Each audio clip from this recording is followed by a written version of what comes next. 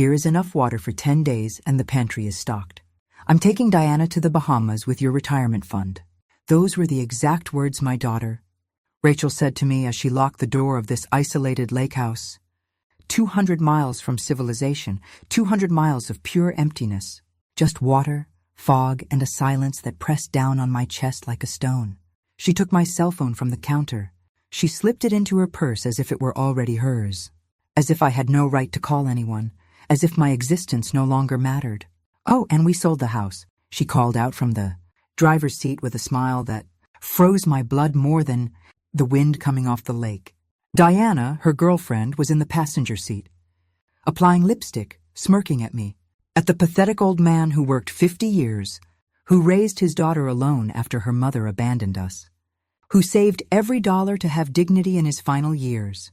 And now they were going to the Bahamas with my money, with the $82,000 my late wife and I had scraped together over 45 years of sacrifice before she left us. I watched them drive away down the gravel road. The car disappeared into the mist, and the silence consumed everything. I am 71 years old. I am alone. I have no phone. I have no way out of here. The nearest town is 2 days' walk away, and with my bad knees, I would never make it alive. Rachel knew that.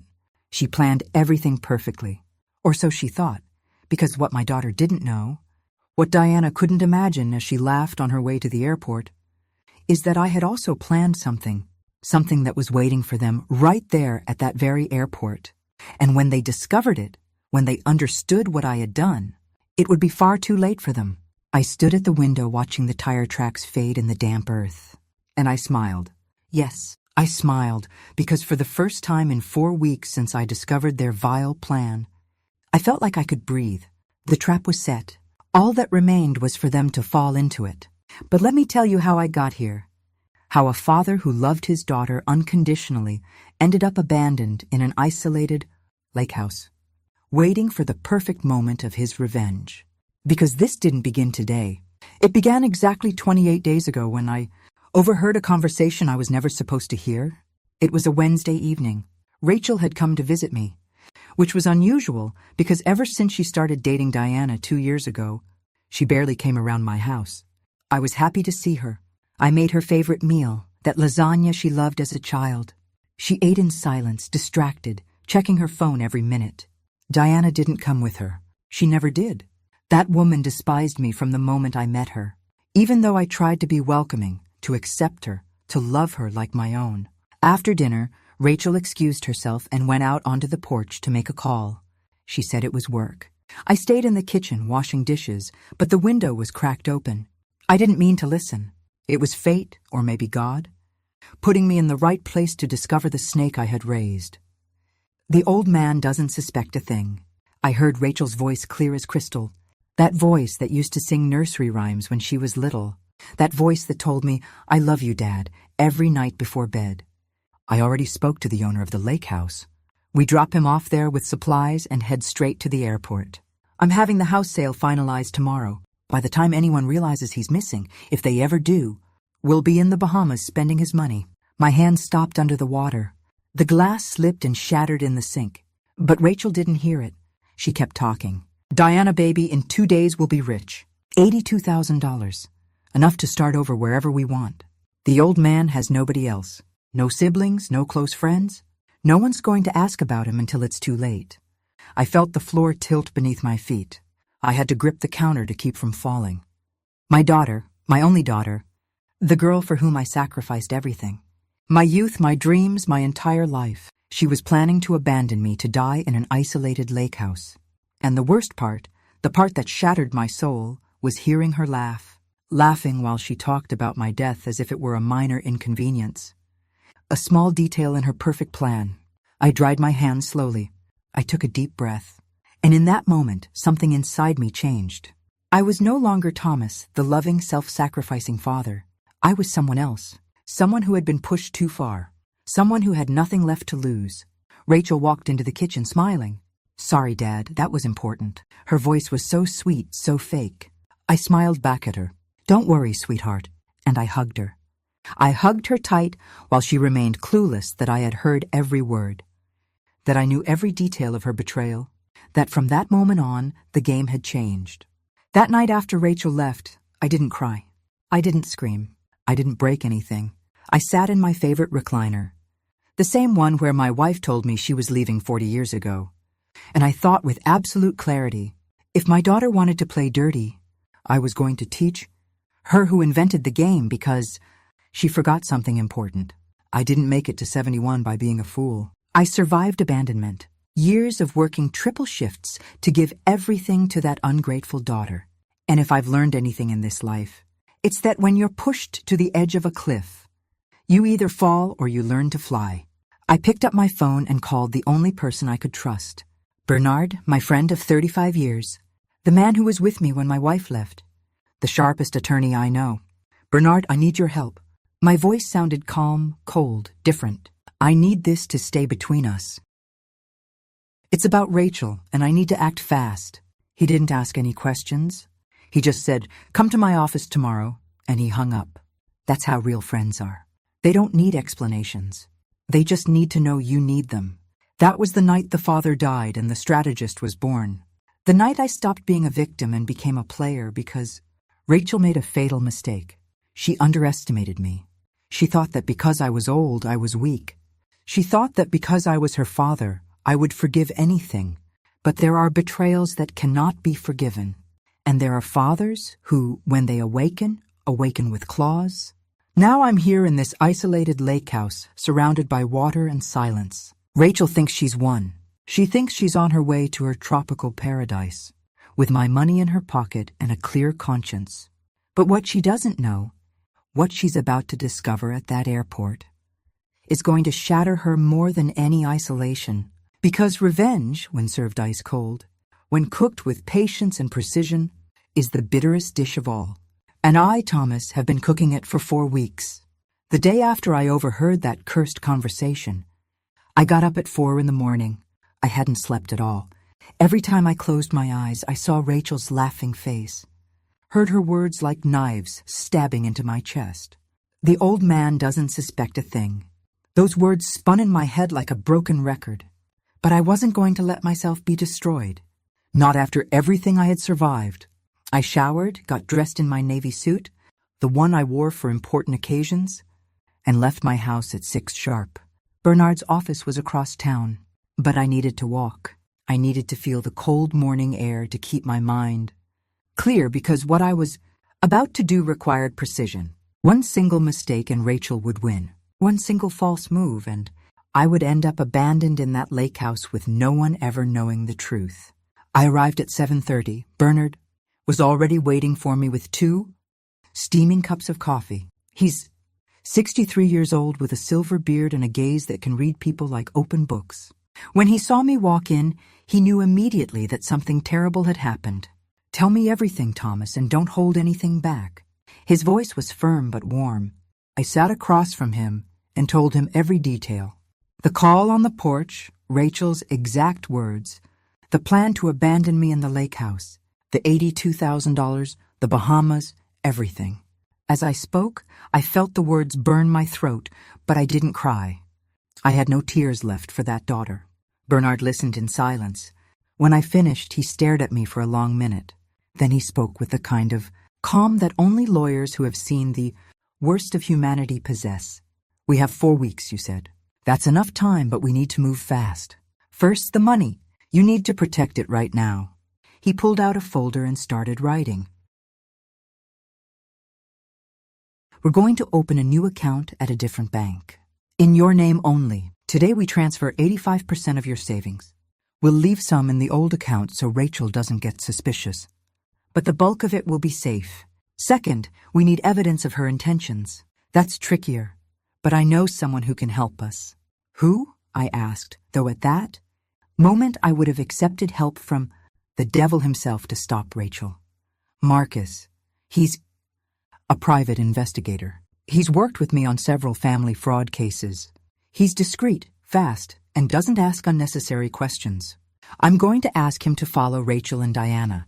If they're planning anything else, he'll find out. And if there's anything they can use against you or in your favor, we'll know before they do. A shiver ran down my spine. This was real. I was about to spy on my own daughter, to build a case against her as if she were a common criminal. But then I remembered her words. By the time anyone realizes he's missing, if they ever do, and the guilt evaporated, she stopped being my daughter the moment she decided to leave me to die. Do what you have to do, Bernard. I'll do my part. I'm going to act like I know nothing. I'm going to be the loving father, the foolish old man she thinks I am. And when the time comes, I'll be ready. Bernard nodded and picked up his phone. In less than an hour, I was sitting in a different bank opening a new account. The representative, a young man with glasses and a professional smile, explained all the details. We transferred $70,000. I left $12,000. In my old account, enough that Rachel wouldn't notice anything strange if she checked. But not so much that she could steal my entire future. When I walked out of the bank, I felt like I could breathe for the first time in 24 hours. The money was safe. At least there was that. But the hardest part remained. Pretending. Acting as if my heart wasn't broken into 1,000 pieces. As if I didn't know that my only daughter wanted me dead. That same afternoon, Rachel called me. Dad, Diana and I were thinking about taking you to a friend's lake house for a few days. You know, so you can rest, get some peace and quiet. It would do you good to get away from the city. Her voice sounded so convincing, so concerned. I could almost believe she actually cared. Oh, sweetheart, what a lovely thought. I replied in the sweetest tone I could manage. But I don't want to be a burden. I know you two are busy. It's no burden, Dad. We insist. It's all arranged. We leave in 3.5 weeks. Pack warm clothes. It can get chilly by the lake, but you'll love the place. It's very peaceful. Peaceful? What a beautiful word for isolated, remote, perfect for abandoning someone. Thank you, honey. You're so good to me. The words scraped my throat like broken glass. But I said them because that was my part of the plan to make her believe she had already won. The following days were a silent torture. Rachel came to visit more often, always smiling, always attentive. She brought me groceries, helped me with errands, asked me how I was feeling. It was all a show, and I played my part perfectly. I cooked for her, asked about her work, told her how much I loved her. 2 actors in a Shakespearean play, each believing they were fooling the other. But while I acted during the day, at night, I met with Bernard and Marcus. The investigator was a lean man in his 50s with eyes that missed no detail. In our first meeting, he showed me photos. Rachel going in and out of real estate offices. Diana meeting a woman in coffee shops. Documents of debts I knew nothing about. Your daughter owes money, Mr. Patterson. A lot of money, Marcus said, laying the papers on the table. About $40,000 between loans and credit cards. And your daughter's girlfriend? Well, she has her own agenda. The woman she's meeting is named Olivia. She works as a bartender at an upscale club. But from the looks of it, Diana is passing her money. A lot of money. My stomach churned. Did Diana have a lover? Did Rachel know? Or was she being played just as expertly? There's more. Marcus continued. I've been tracking their movements for a week. They bought plane tickets to the Bahamas. Just 2 tickets in the names of Rachel Patterson and Diana Collins. They leave on the exact same day they plan to leave you at the lake house. But here's where it gets interesting. Olivia also bought a ticket to the same destination for the day after. Bernard and I looked at each other. The full picture was starting to form, and it was worse than I had imagined. Diana wasn't just planning to steal my money with Rachel. She was planning to abandon her too. To take everything and run off with her lover. My daughter was a fool, a cruel fool, but a fool nonetheless. We need more evidence, Bernard said. Something we can use legally. Marcus, can you record a conversation between them? Something that proves the plan. Already did. Marcus pulled a small recorder from his briefcase. Last night in their apartment. They talked about everything. How they're going to leave you, the house sale, transferring the money. They even mentioned that if you don't survive by the lake, it would be easier because there would be no missing persons report. It's all here. My hands trembled as I reached for the recorder. Bernard stopped my hand before I could press play. Don't listen to it, Thomas. Not now. You have to keep a clear head. We have what we need. Now comes the final part. The strike. What are we going to do? I asked, though a part of me already knew the answer. We're going to let them take you to the lake house. You're going to act as if you know nothing. And when they get to the airport thinking they've won, The police will be waiting for them. With this recording, with the fraudulent documents, with everything, we're going to destroy them legally before they even step on the plane. But I'll be alone in that lake house, I said. What if something goes wrong? You won't be alone. Marcus is going to follow them from a distance. The moment they leave you there, he'll come for you. He'll get you out of there within a few hours. We just need Rachel and Diana to believe they've won long enough for them to get to the airport. It was risky. It was painful, but it was perfect. I nodded slowly. Let's do it. The next few days were the strangest of my life. I knew exactly what was going to happen. I knew every detail of Rachel's plan. And still, I had to wake up every morning and act as if my world were normal, as if my daughter wasn't counting. The days until she abandoned me in the middle of nowhere, as if every hug she gave me wasn't a lie wrapped in betrayal. But I was counting too, counting the days until the trap would spring. And in the meantime, I prepared each piece of my revenge with the precision of a watchmaker. Because if there's one thing I've learned in 71 years of life, it's that patience is the most powerful weapon there is. The impulsive make mistakes. The patient win wars. A week before the trip, Rachel showed up at my house with some papers. Dad, I need you to sign this. It's just a temporary power of attorney so I can manage your accounts while you're resting at the lake house. You know, pay your bills, that kind of thing. Her smile was so natural, so rehearsed. I could almost believe she actually cared. I took the papers and read them slowly. Of course they were a trap. With my signature, Rachel would have full access to my money. She could empty the entire account, and I would be powerless to stop her. I looked my daughter in the eyes. Those eyes that used to shine when she saw me come home from work as a girl, and I felt a mix of disgust and sadness, so profound it almost broke me. Of course, honey, I trust you. I signed with a trembling hand, but not from fear. It was from contained rage. She didn't know that those papers were worthless, because the real money was no longer in that account. I let her take the documents, believing she had made her master stroke. I let her smile victoriously as she said goodbye with a kiss on my forehead that burned my skin like acid. When she left, I called Bernard. I signed. She has access to the account with $12,000. Let her take it whenever she wants. That'll be additional evidence of theft. He confirmed that everything was ready. Marcus had installed tiny cameras in strategic places, one in the dashboard of Rachel's car, another in their living room. We wanted to document everything, every word, every move, and Marcus delivered. 2 days before the trip, he showed me a video that chilled my blood more than any winter wind. It was Rachel and Diana in their apartment toasting with champagne. The quality was perfect, the audio crystal clear. To the foolish old man who's going to make us rich, Diana said, raising her glass. Rachel laughed. She clinked her glass with hers and then kissed her. I already checked the account. $82,000 clean.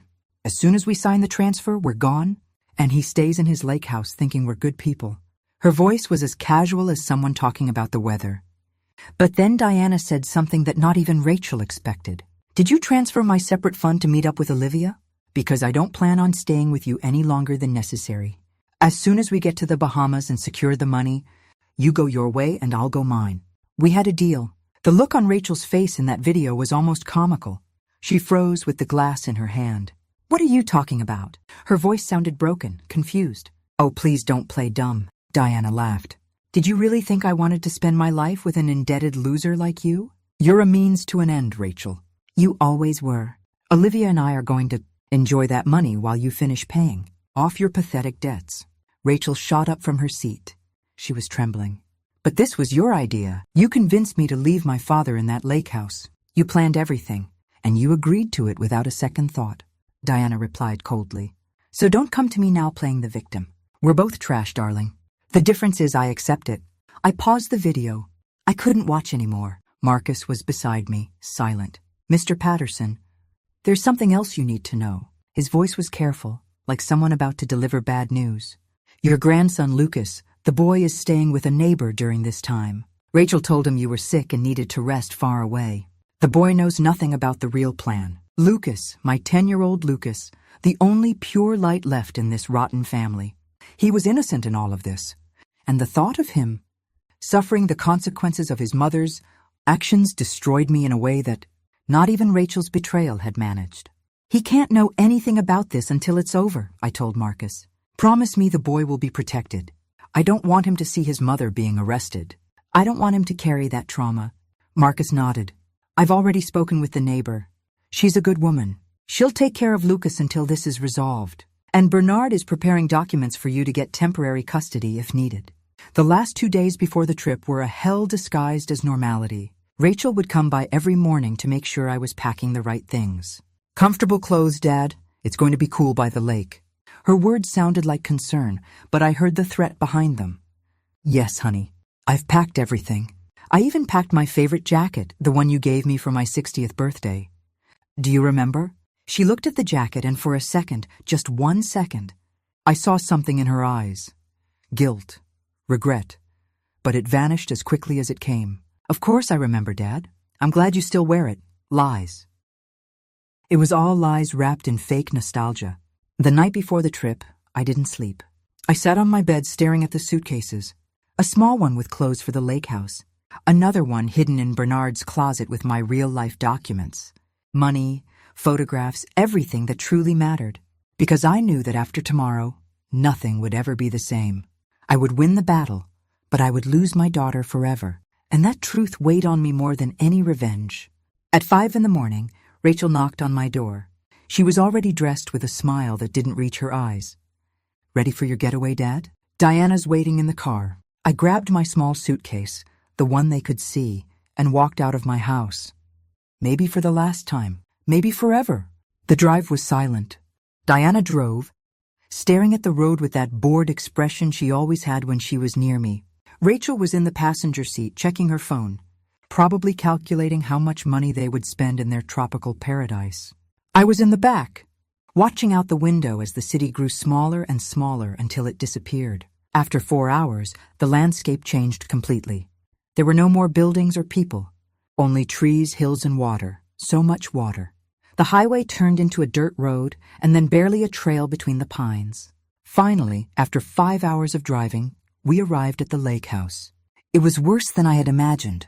An old wooden structure isolated on a rocky shore surrounded by dense forest. There were no other houses in sight, no signs of civilization, just the gray silence of the gently lapping water. Rachel got my suitcase out and carried it inside. The lake house had a single room with a small bed, a propane heater, a table, and 2 chairs. In the corner was a stack of propane tanks. On the table, a box of canned food, beans, soups, vegetables. Here's propane and food for 10 days, Rachel said, gesturing to everything like a tour guide. The water's in that tank. You have to ration everything because no one is coming until I get back for you. When are you coming back? I asked, my voice trembling. I played my best role of a frightened old man. In 2 weeks, Dad, I promise. It's going to be a good rest for you. You'll see. She hugged me. It was an empty, mechanical hug. But I held on because I knew it was the last time. I would hug my daughter before I destroyed her life. Diana didn't even get out of the car. She stayed there with the engine running. Rachel took my cell phone from the table where I had strategically left it. I'm taking this because there's no signal out here anyway. I don't want you to get frustrated trying to call. Rachel headed for the door.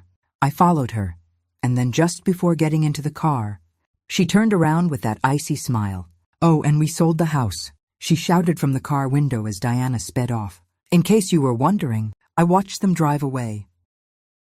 The car's tires left deep tracks in the mud, and when they disappeared among the trees, when the sound of the engine faded completely, I just stood there alone with the wind cutting my face and the cold seeping into my bones.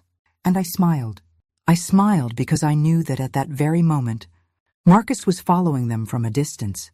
Because I knew that in exactly 5 hours when they arrived at the airport, the police would be waiting for them. Because I knew that my daughter had just made the biggest mistake of her miserable life. I went into the lake house and closed the door. I reached under the mattress and pulled out the satellite phone that Marcus had hidden there 3 days before. I dialed Bernard's number. I'm inside. They're gone. Activate the plan. Consider it done, he replied. In 5 hours, this will be over. Hang in there, Thomas. It's almost finished. I hung up and sat on the bed. I looked around that cold, miserable lake house where my daughter had intended to leave me to die. And I waited because revenge is not rushed. Revenge is savored slowly, like the finest of wines, and mine was about to be served. The hours in that lake house passed like centuries. I lit the propane heater because the cold was real. Biting, the kind of cold that reminds you that death can come, quietly if you let your guard down. I sat near the heater with the satellite phone in my hands, looking at the clock every 5 minutes. Rachel and Diana had been on the road to the airport for 3 hours now. 3 hours believing they had won. 3 hours imagining tropical beaches and my money slipping through their dirty fingers. But I knew the truth. I knew Marcus was following them 2 cars behind. I knew Bernard was at the police station with the district attorney, showing them the recordings, the fraudulent bank documents, the complete evidence of conspiracy for theft and endangerment of a vulnerable adult. I knew that every minute that passed was 1 minute less until the trap closed on them. The satellite phone rang. It was Bernard. Thomas, they're 30 minutes from the airport. The police are in position. 2 officers at the main entrance. 2 more at the check-in area. We have a warrant to arrest them the moment they try to check in. How are you? Cold but alive. And Lucas? With the neighbor. They told him you went to the doctor. He doesn't suspect a thing. When this is over, we'll talk to him, but for now he's safe and calm. Thank you, Bernard, for everything. My voice broke a little.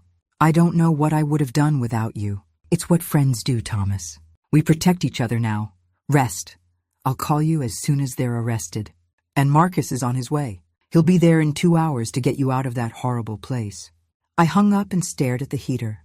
2 hours. Just 2 more hours in this isolated hell and I would be free. But a part of me, a small, stupid part that still remembered the girl Rachel once was, felt pain. Because a father never stops being a father, even when his daughter becomes a monster, even when that daughter deserves every ounce of punishment she's about to receive. I closed my eyes and let the memories wash over me. Rachel at 5 years old running to me with a drawing she had made in school. Look, Daddy, it's you and me at the beach. Rachel at 10 crying in my arms because her mother had left us. Don't listen to her, my love. You're perfect just the way you are. Rachel at 16 hugging me tight the day she graduated high school.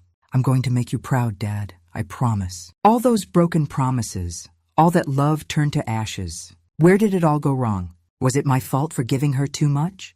For protecting her so much that she never learned the value of sacrifice? Or are some human beings just born with a void that no amount of love can fill? The phone rang again. This time it was Marcus. Mr. Patterson, I'm 20 minutes from the lake house. Is everything okay in there? I'm fine, just cold. Have they reached the airport yet? They just entered the parking garage. I'm watching them from my car. Rachel looks relaxed, even happy. Diana is checking her makeup. They have no idea what's waiting for them. The police are ready. In 10 minutes, when they walk into the terminal, it'll all be over. 10 minutes. My heart started to beat faster, not from fear, but from anticipation, from that dark pleasure that comes when you know justice is about to fall upon those who have wronged you. Stay on the line, Marcus. I want to hear what happens. Understood. I'll leave the phone on. Hold on. I heard muffled sounds, footsteps, the sound of car doors. Marcus was walking towards the airport terminal, following them from a distance. Then I heard Rachel's voice, clear as water. Come on, baby. The flight leaves in 2 hours. We have plenty of time. I can't wait to be on the beach. Diana replied with that sharp voice that always irritated me. Away from this boring place and your burdensome father. Soon, my love. Rachel sounded euphoric. And with $82,000 we can stay for 6 months if we want. Maybe we'll never come back. There was a silence.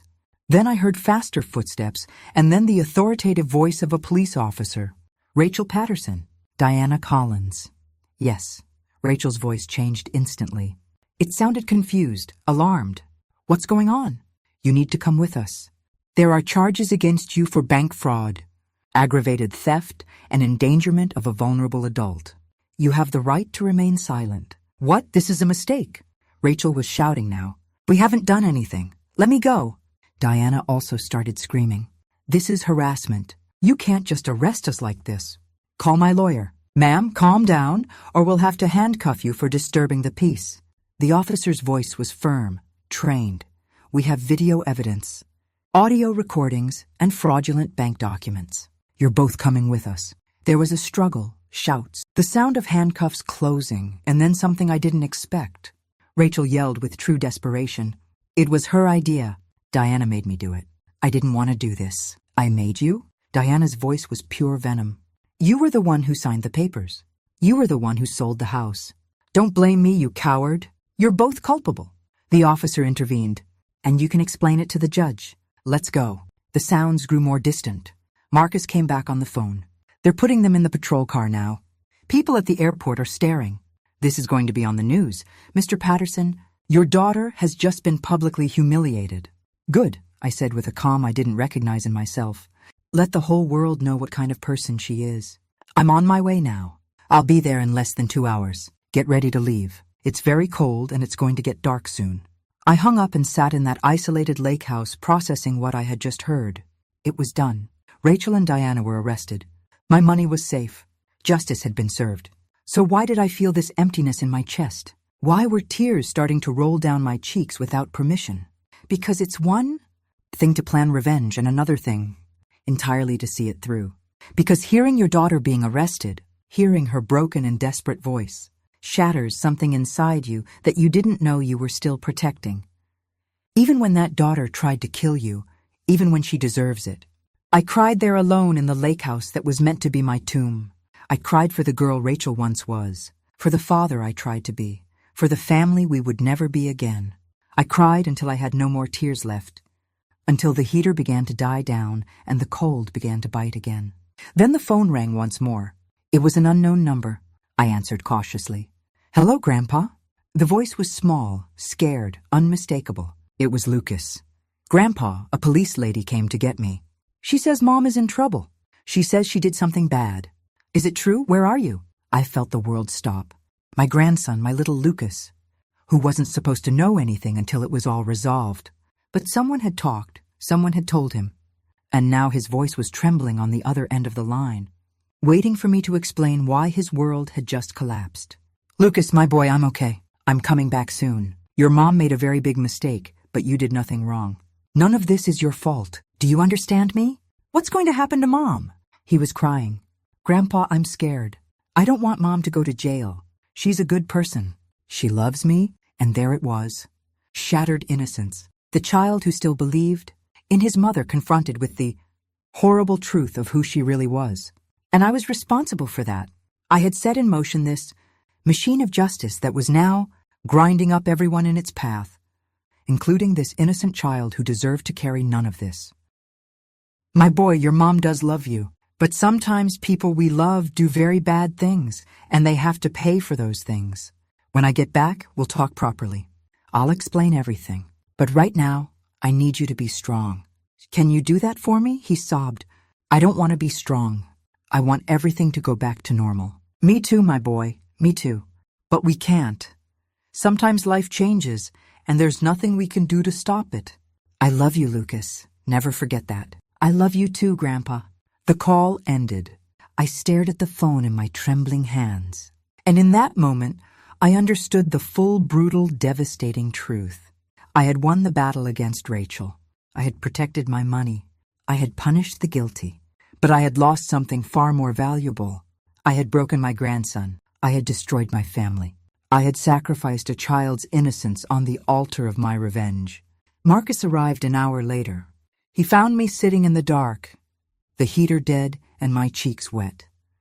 Mr. Patterson, we have to go. It's going to rain harder and the road will get dangerous. I followed him in silence. We got into his car and began the journey back. The entire way I didn't speak.